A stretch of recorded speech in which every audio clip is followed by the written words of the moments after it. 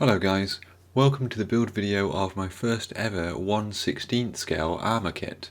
Back in December or January time I said I planned to build a 1/16 scale kit this year, and this is the one that I went for.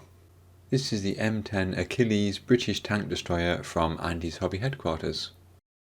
It comes in an absolutely massive box which I can barely fit on my desk and barely get into shot. But if I just tip it up for a moment, you can see both the depth of the box and the four colour schemes that are on the side. But of course we will come to all of that in due course. Let's have a quick look at the manual first. Although these kits are branded from Andy's hobby headquarters, they are basically TACOM kits. So you will notice a lot of similarity with their instructions. So we start with a welcome from Andy himself and a sprue map, and then we jump straight into the first page, which is the lower hull, which is a single piece, more or less. You'll notice there in the top left we have to do a few modifications, removing a few parts and drilling a few holes.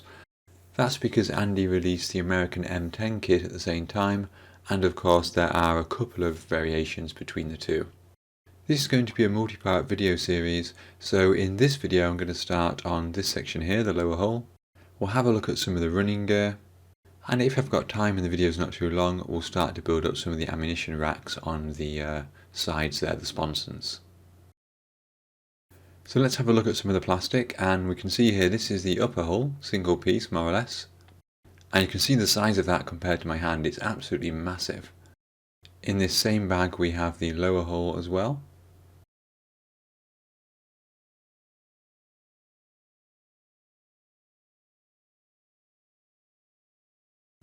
And as I mentioned, my first job was to drill a series of holes in the base of these for the various Achilles specific additions. On the floor of the model we've got a few interesting marks, some of which might need tidying up and some of which might not be visible in the final model. So of course we've got the AHHQ 006 there, which obviously is the manufacturing stamp, and then a number of eject pin marks too. This kit has a fighting compartment interior, but it doesn't have an engine and it doesn't have a driving compartment interior either. I put this wall in here early on because I thought it would help brace the sides there in case they were thinking of warping. And then this rear piece here, which is sort of the engine firewall, like a few pieces in this kit, has detail, but ultimately it will be covered up. We also slotted a couple of pieces for the floor hatches. But as you can see here, when we put the floor of that fighting compartment in place, that detail will be hidden.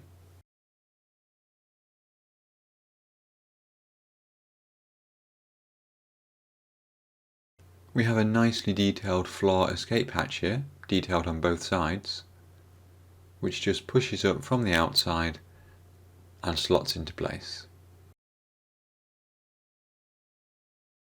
However, before I glued that into place, I made sure that I got rid of those 4 eject pin marks there, because they will almost certainly be seen. This is the front of the vehicle where the driver and the transmission would go.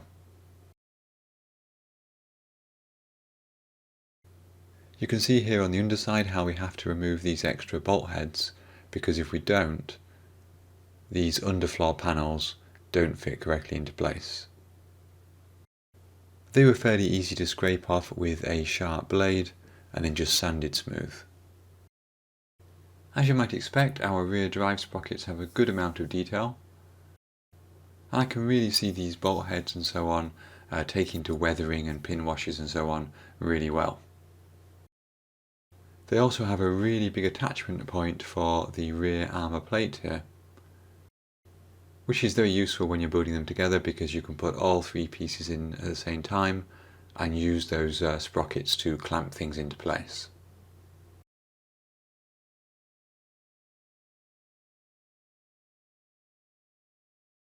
At the front, the transmission cover is essentially 3 main pieces, which kind of surprised me.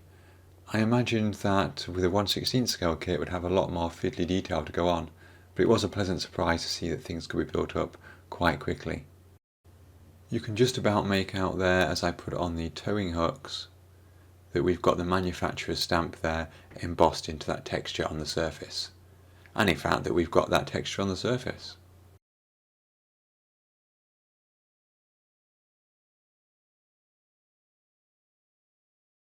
I feel like this is the level of detail that we wouldn't get on a 1/35th scale kit, or if we did, it would be quite small photo etch pieces. One criticism that I do have is that the instructions are not always super clear about the placement of pieces. Here, for example, M27. The diagrams are often a bit too small, and many times there's no alignment pin on a piece to show you exactly where things should go. Here we can see that the toe eyes do go on, but I'm going to leave them separate for now for easier painting. Once that's all done, the transmission cover can easily be clipped to the front of the hull.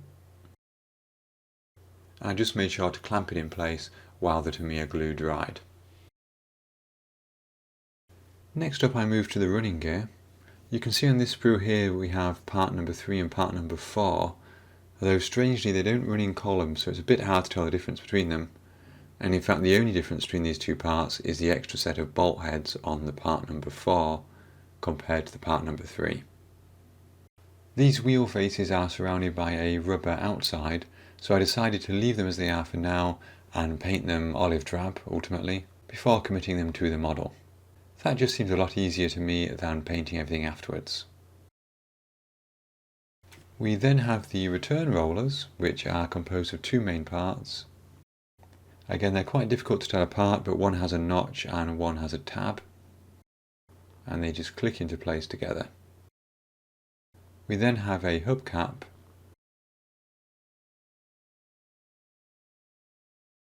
plus a rim style piece that goes on each side, and you'll notice here that I haven't cleaned up the attachment points on the outside there. I tend to do that once I've glued everything into place, and that enables me to get a better job on the consistency of the sanding. The drive sprockets were even easier to build, with a standard outer piece, and then two slightly different pieces for the inside and the outside hub.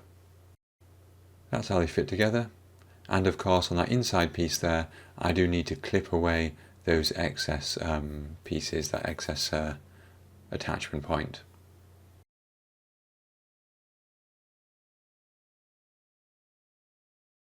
Finally I built up the mountings for the drive sprockets. These are the same on both sides as we might expect, and we've got plenty of guidance holes on the front.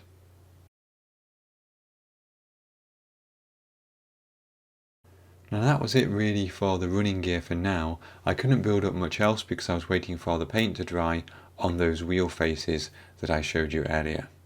However, I did decide to build a bit more before ending this first video.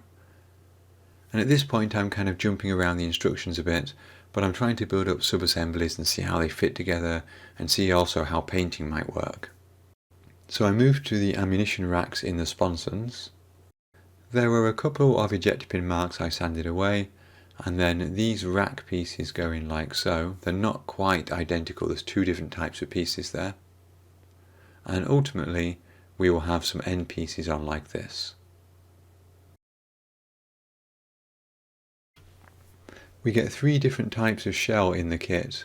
The first one here with a very sharp head on it, one here with a rounded head, and then one further down here with a slightly different rounded head. Hopefully you can tell the difference between those. Unfortunately the kit gives us no indication of what each of these is, so I do need to look those up. The other strange thing is that it gives us plenty of shells, but tells us to make only 8 of the first type, even though there's 8 more on the other sprue. So I do need to do some research and figure out exactly how many shells were held. I believe it's 54, and if there was any limit on any particular types of shells that were held.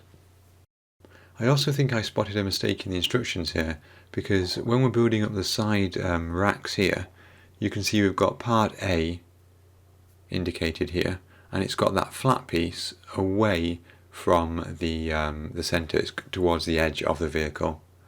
Now if we take our part A here, it's not cleaned up yet, but you can see that flat piece in the right place, but in the diagram we have a shell that goes almost all the way through that right hand hole, and here the shell doesn't go all the way through that right hand hole. It barely fits even the first part. But we have got the orientation correct. and it says Part A. What I think they've done is mixed up Part A and Part B. Because if we take a Part B here, again we've got the flat outside edge away from the centre, but we drop that shell in and it goes through there as we might expect from the diagram. And then the Part A, which is indicated as a Part B, fits nicely there at the head of that shell. So I think that's what the instructions have done. They've mixed up A and B in this diagram. And here you can see it in action. So this is the part labelled Part A, and it fits nicely there on that second piece. It doesn't fit here in the first position, even though the instructions indicate it should.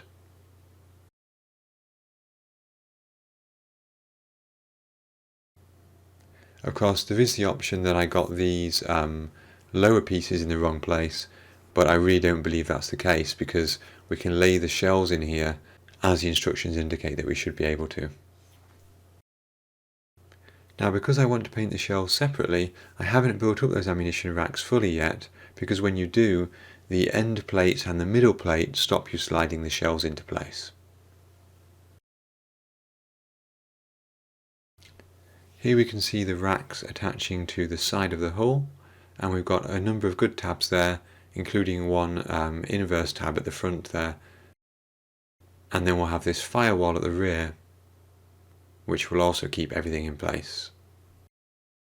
I'm not attaching those just yet because we've got another piece to put on the bottom of the sponson, and of course we need to put the running gear on first and get that painted. It'll be virtually impossible to paint the top of the running gear if those sponsons are in place. We've got some fine details on the firewall that I just showed you, including the radiator here and this pipe work. These pipes just go down into the floor of the vehicle and sort of get lost in the darkness. There's no other detail down there. Equally, those cylindrical pieces I added there have got detail on their front face, but they go underneath the floor and are hidden. So there we go guys, that was the first part of my M10 Achilles build in 1/16 scale. It might not look like I made much progress here, and in fact there weren't that many parts involved, but a lot of the work was clean up and sanding and drilling holes and so on. I did enjoy this build, and it's great to see it progressing so quickly as well. I was a bit disappointed with the apparent mistake in the instructions and with the lack of information, for example colour callouts.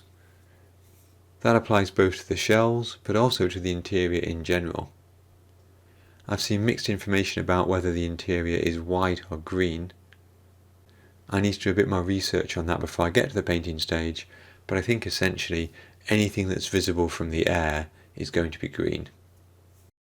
The other thing that became apparent when building this is that we will be able to see down into that driver's compartment, and of course there's no detail in there. Now you can buy a separate 3D printed interior from AFV Modeler, which includes the driver and co-driver seats, the final drive housing and so on. But it is £90, which is almost what I paid for this kit itself, so I'm a bit reluctant to buy that really. It also annoyingly doesn't include the radio. Instead it offers you separate options for the US and the British versions of the M10, but that's an extra 20 quid for the radio, and that would take me to the same price that I bought this kit for. Part of me wonders if I couldn't have a go myself at perhaps scratch building or even 3D designing a basic interior. It obviously wouldn't have the detail of this one, but maybe just something to fill up that inside space there. Anyway, I've got lots of time because it's going to be a while before I put the upper hull into place. So guys, that is all for now. I hope you enjoyed this build of my first 1/16 scale kit. In the next part we'll hopefully get the running gear built and get maybe the turret and the gun built as well. If you don't want to miss that, then please do make sure you are subscribed and have got notifications turned on. I would like to say a huge thank you to my Patreon supporters and YouTube members. And of course to all of you for watching. And until next time, have fun modelling.